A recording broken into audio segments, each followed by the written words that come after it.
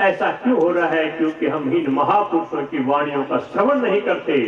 अरे वाणी का श्रवण करके तो देखो, जैसा कि कबीर साहब ने कहा, अटपट जो है अटपट शब्द कबीर का झटपट लिखा न जाए, जो झटपट वो लिख पड़े तो सब खटपट मिट जाए।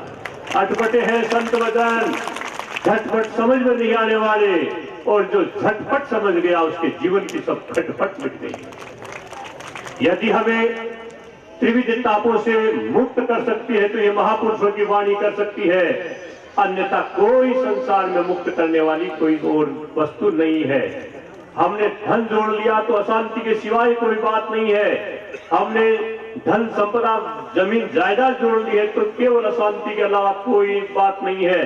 शाश्वत शांति है तो इन महापुरुषों के वचनों से है, क्योंकि महापुरुष कहते हैं कि दादू है को भय गना नाही को कुछ नाय, दादू नाही वेहरया अपने साहिब माए। साहिब अर्थात उस परमात्मा में जो लीन रहेगा वो शाश्वत शांति को प्राप्त करता है, और है वहां भय निरंतरता रहेगी। निर्भय तो केवल उस साहिब में ही हो सकता है। इसलिए महापुरुषों के वास्तविक वचनों को हम ध्यान तो दें, क्योंकि संतवाणी तो राम राम के अलावा और आपको कुछ नहीं कहने वाली है। कम से कम अपने जीवन में उतार कर तो देखो, किसी से कोई राग द्वेष नहीं रहने वाला है, तो छलछित्रों को मिटाने वाली है, राग द्वेष दूर होने करने वाली है, जीव के प्रति प्रेम का भाव सिखाती है, क्योंकि परमात्मा सर्वज्ञ है। इसका महापुरुष की वाणी कहती है कि पानी माही पैस कर देखे दृष्टि उघाड़, जला बिंब सब बढ़ रहा ऐसा ब्रह्म विचार।